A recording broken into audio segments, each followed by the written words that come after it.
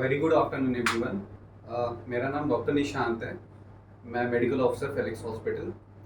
आज हम जानेंगे राइनोप्लास्टी के बारे में। हमारे साथ हैं doctor Lalit Agarwal sir. He is senior plastic surgeon Felix hospital. Sir, सबसे पहले आज हम जानना चाहेंगे कि राइनोप्लास्टी होता क्या है। राइनोप्लास्टी का मतलब होता है कि जिसमें हम नोज की शेप से चेंज करते हैं, नोज की शेप को चेंज करते हैं ना। Rhinoplasty, rhino means nose and plasty means to mould it, to change it. So basically rhinoplasty में हम लोग क्या करते हैं कि नोज की शेप को चेंज कर सकते हैं, नोज को अल्टर कर सकते हैं। वो शेप भी कह सकते हो आप, उसके स्ट्रक्चर को, उसके फॉर्म को, उसके फंक्शन को भी चेंज कर सकते हैं। तो ये जो भी सर्जरी नोज से रिलेटेड होती है उस सर्जरी को बेसिकली राइनोप्लास्टी कहते हैं। सर, हम ये भी जानना चाहेंगे कि ये राइनोप्लास्टी कराने के रीजंस क्या होते हैं, क्या कारण होता है कि हम राइनोप्लास्टी कराएं। राइनोप्लास्टी बेसिकली दो तरह के लिए कराई जाती है जो कॉमनली देखी जाती है। राइनोप्लास्टी के लिए या तो मरीज जो आता है वो इसलिए आते हैं कि उनको नोज की शेप पसंद नहीं है, वो अपनी नोज की शेप में कुछ चेंज करना चाहते हैं। जैसे कई बार क्रूक नोज होती है, या बड़ा सा यहाँ पे हम्प होता है, पोनी हम्प या फिर सेक्टल हम्प होता है, या नोज डेविएटेड होती है। तो या तो स्ट्रक्चर चेंज करना है, अपीयरेंस जो कहते हैं नोज का। सेकंड होता है फंक्शनैलिटी के लिए। जैसे कई पेशेंट्स में डीएनएस होता है। डीएनएस यानी जो सेप्टम होता है वो एक तरफ को मुड़ा हुआ है हमारा। उसमें क्या होता है, नेजल ब्लॉकेज होती है पेशेंट्स को, ऐसे को, तो ब्रीदिंग में डिफिकल्टी होती है। तो जब हम उसका सेप्टल करेक्शन करते हैं, जो डीएनएस जो सेप्टल डेविएटेड था उसको जब हम बीच में मिड लाइन में ला के रखते हैं तो उसके ब्रीदिंग काफ़ी इंप्रूव होता है। तो जो राइनोप्लास्टी है वो बेसिकली स्ट्रक्चर एंड अपीयरेंस के लिए करा सकते हैं या फंक्शन के लिए भी करा सकते हैं। सर, ये राइनोप्लास्टी सर होता कैसे है। राइनोप्लास्टी में बेसिकली दो टेक्निक होती है जिसमें जिस तरीके से हम करते हैं। या तो एक ओपन टेक्निक होती है, क्लोज टेक्निक होती है। दोनों में डिफरेंस ये होता है कि क्लोज टेक्निक हम सिर्फ उन केसेस में प्रेफर करते हैं जिसमें बहुत मिनिमल चेंजेस कर रहे हैं नोज के अंदर। जैसे ऑलरेडी नोज काफ़ी एस्थेटिकली प्लीजेंट है बट माइनर करेक्शंस करना है, थोड़ा बहुत टिप में करना है या थोड़ा सा डॉर्सल हम्प है उसको करेक्ट करना है, तो उन केसेस में हम क्लोज राइनोप्लास्टी करते हैं। यानी हम एंडोनेजल अंदर की तरफ से इंसिजन लेते हैं और अंदर से अप्रोच करके उसको रेक्टिफाई कर देते हैं जो भी प्रॉब्लम है नोज के अंदर। ओपन अप्रोच जो होती है वो बेसिकली ज़्यादा प्रूफ नोजेस में यूज़ करते हैं, जैसे जिसमें कि नोज बहुत ज़्यादा डेविएटेड है या बहुत ज़्यादा काम है उसके अंदर, सेप्टम में भी काम है, नोज में भी काम, टिप पे भी काम है, डॉर्सम पे भी काम करना है, बोन्स भी ब्रेक करनी है। तो ऐसे केसेस में हम मोस्टली ओपन अप्रोच लेते हैं, जिसमें कि हम यहाँ पे नीचे की तरफ एक छोटा कट लेते हैं और इसी कट को एक्सटेंड करते हैं अंदर की तरफ से। तो बेसिकली जो स्कार आता है वो अंडर साइड ऑफ कॉलेमेना पे आता है, that is hardly very clearly visible. Okay sir, इसकी रिकवरी टाइम क्या होती है। रिकवरी की बात करें तो कोई भी नॉर्मल सर्जरीज में 6 से 8 हफ्ते लगते हैं रिकवरी में कंप्लीट। वैसे रिकवरी की अगर एम्बुलेशन की बात करें कि पेशेंट कब से मोबाइल होगा, तो right from the same day और from the next day the patient can move around. Is not bedridden, but हाँ रिकवरी में 6 to 8 वीक्स लगते हैं। 6 to 8 वीक्स में काफ़ी अच्छी हीलिंग हो जाती है।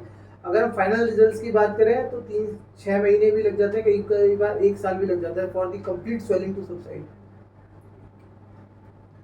सर, क्या राइनोप्लास्टी ये पेनफुल प्रोसीजर है। नहीं, डेफिनेटली राइनोप्लास्टी कोई पेनफुल प्रोसीजर नहीं है। नॉर्मली जो सर्जरीज हम करते हैं राइनोप्लास्टी की सर्जरी वो जनरल एनेस्थीसिया में करते हैं। जनरल एनेस्थीसिया का मतलब है कि आप पूरी तरह से बेहोश होते हैं, आप सो जाते हैं और फिर हम ये सर्जरी करते हैं। जैसे आपको सर्जरी के वक्त कोई पेन नहीं होता, सर्जरी के बाद भी यूजुअली कोई पेन नहीं होता है पेशेंट से। सर, इसके कॉम्प्लिकेशंस और रिस्क क्या होते हैं। कॉम्प्लिकेशंस की बात करें तो ऐसा कोई लॉन्ग टर्म कॉम्प्लिकेशन नहीं है इसका पहली बार।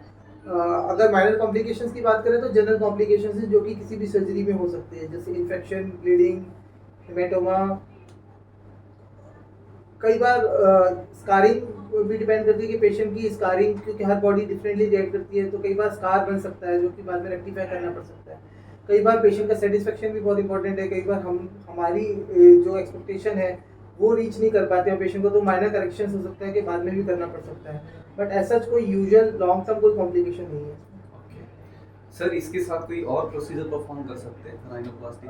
राइनोप्लास्टी इटसेल्फ अगर हम बात करें तो टाइम ड्यूरेशन की बात करें, अगर एक नोज है जिसमें अच्छा खासा काम करना है, डॉर्सम पे भी, सेप्टम पे भी और बोन्स में, टिप में अगर काफ़ी सारा काम है, तो नॉर्मली राइनोप्लास्टी सर्जरी जो है 3 to 4 आवर्स लेती है हमारी।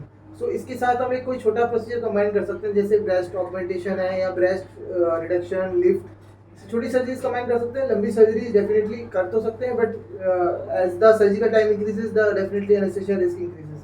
तो will not like to increase the surgical total surgical time more than 7 hours. Sir, इसका जो रिजल्ट होता है वो कितने दिन तक रहता है या कितने समय तक के लिए रहता है? राइनोप्लास्टी का जो रिजल्ट होता है, रिजल्ट की बात करें तो यूजुअली रिजल्ट्स परमानेंट होते हैं, क्योंकि जो हम शेप अल्टर करते हैं नोज़ की, जैसे अगर हम ऑस्टोटमीज कर रहे हैं, बोन ब्रेक कर रहे हैं, उसको नैरो कर रहे हैं, या कार्टिलेज को कोई अंदर से स्टिच करके कार्टिलेज को कोई कार्व कर रहे हैं या शेप दे रहे हैं, तो रिजल्ट्स यूजुअली परमानेंट होते हैं, पर एक्सेप्शन हर जगह होते हैं। तो अगर राइनोप्लास्टी आपने जैसे कराई, उसके बाद अगर सपोज करो 6 महीने साल भर में आपकी अगर नाक के ऊपर कहीं से चोट लग गई या ट्रॉमा हो गया, तो रिजल्ट चेंज हो सकता है। प्लस एजिंग तो ऐसी चीज़ है कि जिसको कोई नहीं रोक सकता। तो सपोज अगर आप 30-35 में अपनी राइनोप्लास्टी करा रहे हो, सो 10-15 ईयर्स में एज यू एज के साथ स्किन की कोलेजन कम होती है, जो नोज़ के लिगामेंट्स होते हैं उनकी स्ट्रेंथ कम होती है, तो सब्टल चेंजेस आ सकते हैं नोज़ के अंदर। डेफिनेटली ऐसा नहीं है कि बिल्कुल नोज़ चेंज हो जाएगी, बट आपको changes with age can be expected. Okay sir, ये क्या इंश्योरेंस में कवर करता है राइनोप्लास्टी?